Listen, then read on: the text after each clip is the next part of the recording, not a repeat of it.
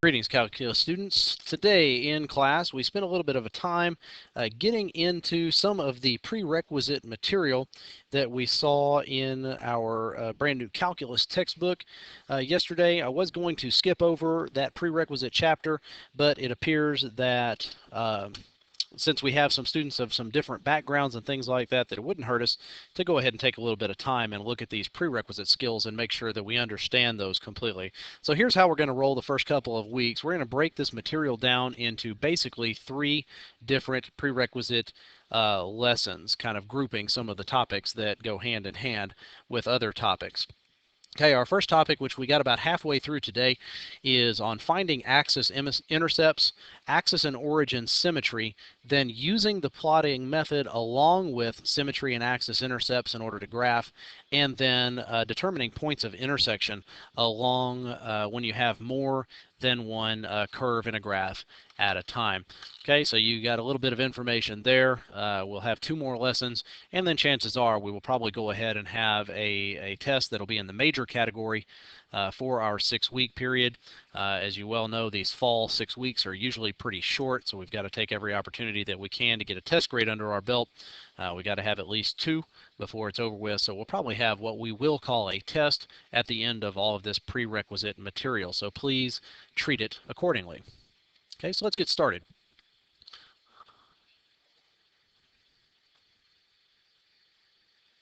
Okay, all right, now what we're talking about here is basically basic understanding properties of graphs. Okay. Now, for all of our lessons throughout the year, we're going to have 3 stated pieces of information that are required by administration. They are the objective, that is my statement of what it is that we are going to learn material-wise in class. The language objective are the skills that you should be able to perform at the end of the lesson, and the essential question is a question for you to kind of self-reflect at the end of the lesson. Ask yourself, have I mastered, in this case, the concepts of intercept, symmetry, and intersections in the graphs? Yes or no. If you have mastered it, then you can move on. If you have not mastered it, then you probably need to spend some more time. Additionally, you'll see some abbreviations like you do see there on the screen now. TSW is the student will, and on language objective, you typically get an abbreviation like that, which is the student will demonstrate the ability to, and typically that's kind of how our objectives get started. It is possible they might quiz us on these things. An administrator might walk in and point to somebody and say, hey, what's the essential question? I do typically have these things on the board, so you can simply read it right off the board to the administrator. Okay.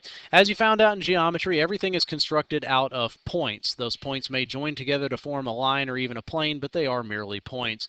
Therefore, everything in a graph is nothing but points.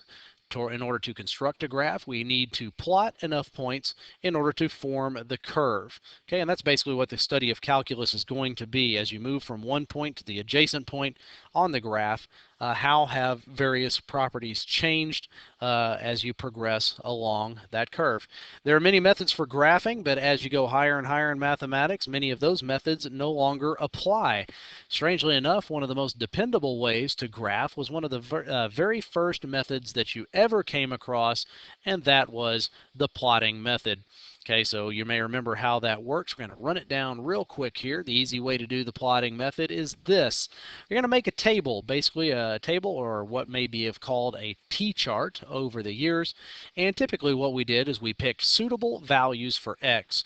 Now the question is, what are suitable values for X? Well, it kind of depended on what the graph was doing, what the equation was doing, and that will continue to hold true. Okay, our equations are going to become pretty complicated, so it's important for us to understand what the graphs are doing so that we can pick values for X that actually make some sense. After we pick values for X, we're going to plug those values of X into the equation that we have one at a time, and each time we plug in for X, it should give us a resulting value for Y. Okay. Using the X and the Y information, we are able to plot points in our graph, and then we can connect our dots and extend the ends or the legs of the graph if appropriate, depending on what type of a graph we have. Now, we talked about in class what is the difference between picking values for x, which is what we're usually trained to do, or possibly picking values for y. Guys, it just depends on your equation that you have. Most of the equations we've had over the years have typically had y already isolated, or y was very easy to get isolated. So that's why we have typically picked x's in order to find y's. But if you look at your equation and decide that the y value is actually more cluttered up than the x value, then it might actually be easier for you to pick values for y and then plug in and find the values for x. As you go higher and higher into mathematics, you're going to find that graphs that accompany those equations can become quite complex, and it makes it harder to know how to pick your x values. So in order to combat this challenge, we're going to employ some strategies in order to help ourselves out. After all, we don't want to be picking a bunch of random values in the domain that may or may not tell us much about what's going on in the graph. Okay, so a couple of tools we're going to use to help us along with this is going to be axis intercepts and also checking our graph for various types of symmetry. These aren't the only tools that we have available to us, but in calculus these do tend to be the more helpful of the two. Okay, so we're going to spend a little time discussing how to actually do those two chores. If you can identify those items, it will greatly cut down on the amount of work that will be needed to be done to figure out a graph. Okay, so let's take a peek at axis intercepts. I'm going to go through this very quickly because people understood it in class, not a problem.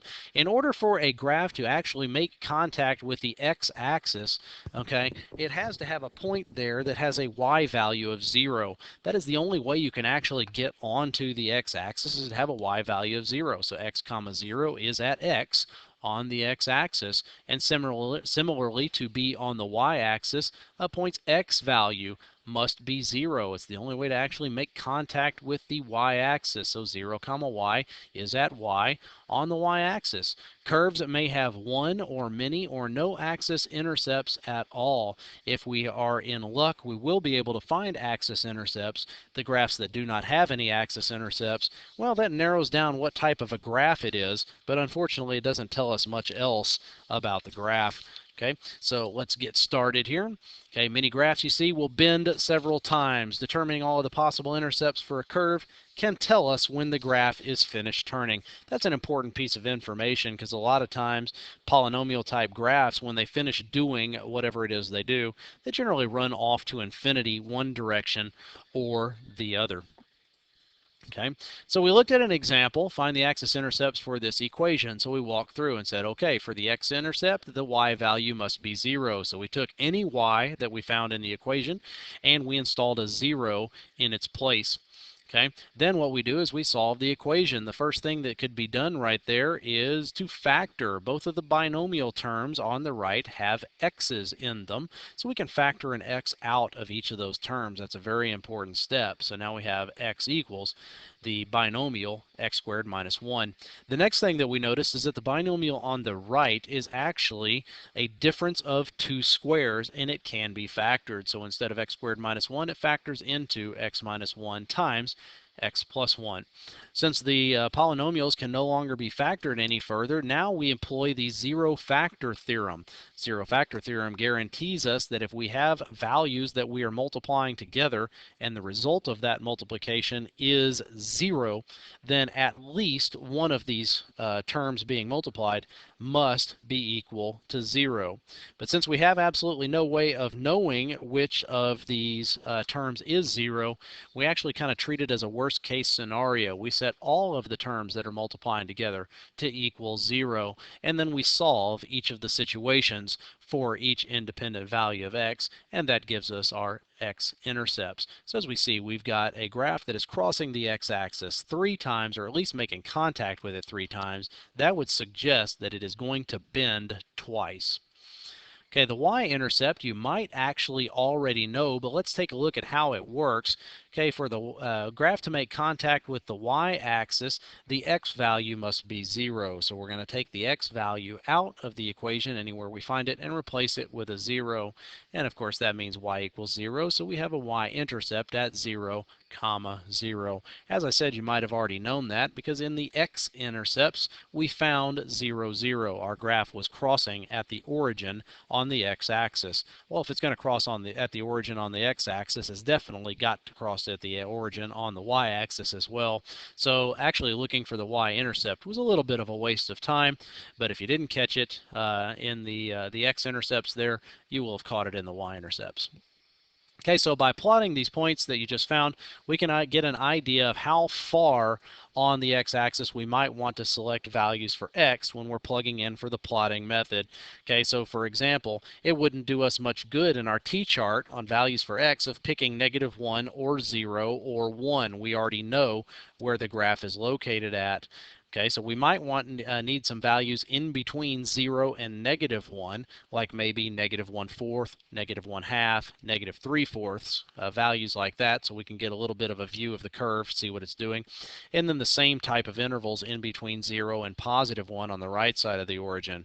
Additionally, we would probably pick 2 or 3 points going outward away from those red dots, maybe positive and -2 on the x-axis, maybe positive and -3 on the x-axis to see what our curve is doing after it is finished with these intercepts. Okay, so it's clear to see the graph's going to change direction a couple of times near the origin. After that, the graph should be fairly predictable, but it would still be nice to know a little bit more about how to go about graphing this thing, and that's where a discussion of symmetry comes very highly into play. Okay, at first this is going to seem like a little bit of a chore in order to do. It's going to seem like the math that you have to do to find the symmetry is just about as complicated as simply building the t-chart with all of the extra values. But this is kind of like any other skill. Once you use it and play with it a little bit, you will learn it. It will become a very fast mental operation, and you won't have to put much thought into it. At any rate, if you can discover that one side of a graph is identical to another, it will save us from having to pick redundant points while plotting. For example, if everything's going to be equal on the left side of the y-axis and the right side of the y-axis, then why should we pick points on both sides of the y-axis? We can just pick points on one side of it and then basically reflect. Well, that's what we're looking at. If a graph is symmetric to the y-axis, if for any point x comma y that is on the graph, -x comma y is also on the graph. That's basically stating that it does not matter what the sign of x actually is, because whether you're on the positive side of the x-axis or the negative side of the x-axis, the graph is doing the same things in the range. Okay, so what that means, here's an example of a graph that has this property in play. Whether it's a positive x or a negative x, it doesn't matter. It's the same value of y in both locations, and that would be true for any value x comma y that is on the curve. Okay, so in this case, the y-axis acts like a mirror. Okay, a graph will be symmetric to the x-axis if for any point x comma y that is on the graph, x comma -y is also on the graph. This is basically stating that it does not matter whether you're looking above the x-axis or below the x-axis. At that location on the x-axis, you have the same value of y, one of them above, one of them below, and you have reflection symmetry through the x-axis. Okay, a graph is going to be symmetric to the origin if for any point x comma y that is on the graph, -x comma -y is also on the graph. Okay, when you reverse both of the signs of the ordered pair, okay, basically what you get is kind of almost like a rotation through the origin. Okay, quadrant 1 goes to quadrant 3, quadrant 2 goes to quadrant 4, and vice versa. Okay, so actually if you had a pretty good geometry teacher somewhere back in the day, you might have already known these. These are transformations in the Cartesian coordinate plane. Okay, so we looked at an example. Consider the graph of y equals 2x cubed minus 6. Okay, and let's look at it for the purposes of symmetry. Okay, now we are considering basically any point x comma y. Now don't be concerned with what x is and what y is. We're not actually trying to turn it into an actual coordinate. We're just speaking hypothetically. We're thinking, okay, x, whatever you are, that's what you are. Y, whatever you are, that's what you are. But let's see if you have symmetry with respect to the y-axis. Oh, okay. Well, to have symmetry with respect to the y-axis, that means x comma y could change to negative x comma y, and that wouldn't make any difference to the equation at all. So let's actually force this change to happen to the equation, then simplify it again, and see if the equation likes it or if the equation has been altered in some way. So the equation is y equals 2x cubed minus x. We are now reversing the sign of the x value. So that's all I've done, is everywhere in the equation I'm going to x and I'm changing it to negative x. Okay, so change all the signs. Now I'm going to simplify again. On the lead term, we have negative x cubed, so negative times negative is still going to be negative. On the trail term, we have a double negative that's going to get together and become positive. Okay, so it's simplified. The question is, does this equation match the original equation, or is there something different about it? Well, obviously there's something different about it. Our leading coefficient has a different sign. That means our equation did not like being reflected through the x-axis, so it does not have symmetry with respect to the y-axis. Okay, so let's check it with respect to the x-axis.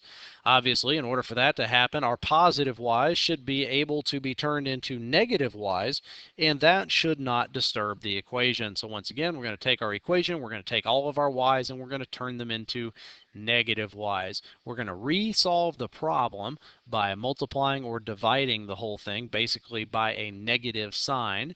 And here we are, unfortunately, in the same boat. We have a -2 leading coefficient instead of a +2. The equation did not like that. Okay, so we are not equivalent. That means our graph cannot be reflected through the x-axis. Okay, unfortunately, we haven't found any symmetry yet, but we're going to keep looking. Does it have any symmetry with respect to the origin? Well, here we go again. We're going to take the equation. In order for it to have origin symmetry, we need to be able to reverse the values of the x and the y, and that should not hurt the equation. Okay, so reversing all of the signs of the variables and then re-simplifying. First thing would be to simplify over on the right side with those powers and all that. Okay, so we would have a -2x cubed plus x. And now to deal with the negative y, multiply or divide the whole thing by a negative sign, and we have +2x cubed minus x. That is correct. That is what we started with. That means the equation did like being rotated through the origin, so we do have origin symmetry. Okay. Knowing the type of symmetry a graph has can cut in half the number of points we will need to plot in order to get an accurate graph. Okay, that's basically where we got to today, so we ran out of time right about there. The last part of this lesson will be concluded in the next class period, and that is all.